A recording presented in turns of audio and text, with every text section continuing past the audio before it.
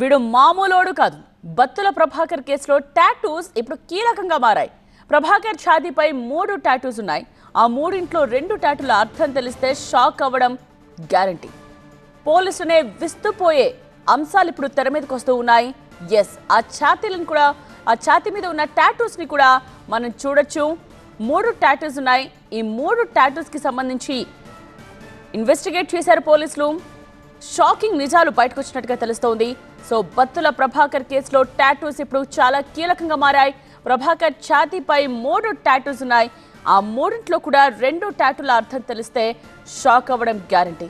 So దీనికి సంబంధించిన అప్డేట్స్తోనే మా ప్రిన్సిపల్ కరెస్పాండెంట్ ప్రణీత లైవ్లో జాయిన్ అవుతున్నారు. సో ప్రణీత, ఏంటి ఆ టాటూల్లో సంబంధించి పోలీసులు చెప్తున్న విషయాలేంటి? ఇంకా బత్తుల ప్రభాకర్ క్రిమినల్ నేచర్పై పోలీసులు ఏమంటున్నారు? అయితే బత్తుల ప్రభాకర్ హిస్టరీ తెలుసుకున్నటువంటి పోలీసులు ఒక్కసారిగా షాక్కి గురవుతున్నారు. దాదాపు 3 ఇయర్స్ నుండి అతన్ని పట్టుకునేందుకు చాలా రాష్ట్రాల్లో పోలీసులు తిరుగుతున్నారు. అనూహ్యంగా సైబరాబాద్ పోలీసులకి బత్తుల ప్రభాకర్ దొరికాడు.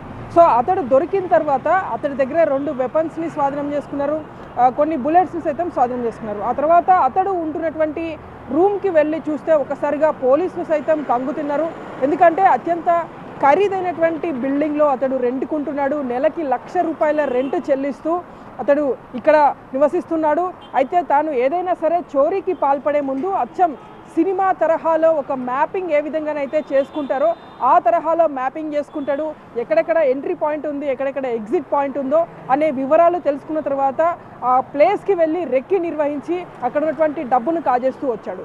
అయితే అతన్ని అదుపులోకి తీసుకున్న తర్వాత అతడి బాడీ మొత్తాన్ని కూడా పోలీసులు స్కాన్ చేస్తే పోలీసులకు కొన్ని షాకింగ్ విషయాలు తెలిసాయి. అతని బాడీ మీద ఒక 3 టాటూస్ని, ప్రజెంట్ మనకి ఇక్కడ కనిపిస్తున్నటువంటి 3 టాటూస్ ఏవైతే ఉన్నాయో ఈ 3 టాటూస్ని అతని బాడీ మీద పోలీసులు గుర్తించారు. ఇందులో ప్రధానంగా 3 అనేటువంటి టాటూ ఉంది. సో ఈ ఫస్ట్ 3 అనేటువంటి టాటూకి సంబంధించినటువంటి అర్థం తెలిస్తే పోలీసులు సైతం షాక్కి గురయ్యారు. 3 అంటే 3 కోట్ల రూపాయలు కాజేయడం తన టార్గెట్గా పెట్టుకున్నాడు. అంటే ఒకేసారి 3 కోట్ల రూపాయలను ఎక్కడైనా సరే చోరీ చేయడమే తన ప్రధాన టార్గెట్గా పెట్టుకున్నాడు. రెండవ టాటూ వచ్చేసి ఒక రిలీజన్కి సంబంధించినటువంటి టాటూ ఇది. అతడు ఈ రిలీజన్ని బిలీవ్ చేశాడనేటువంటి విషయాన్ని పోలీసులు కన్ఫర్మ్ చేశారు. ఇక థర్డ్ టాటూ 100 మధ్యలో జీరోస్కి మధ్యలో లవ్ సింబల్ని ఇక్కడ మనం చూస్తున్నాము. అయితే ఇది ఏంటని పోలీసులు అతన్ని ప్రశ్నించినప్పుడు చాలా షాకింగ్ ఆన్సర్ అతడు పోలీసులకు ఇచ్చాడు. 100 మంది అమ్మాయిలను ట్రాప్ చేసి వాళ్ళతో ఎంజాయ్ చేయడమే తన టార్గెట్గా పెట్టుకున్నాడు.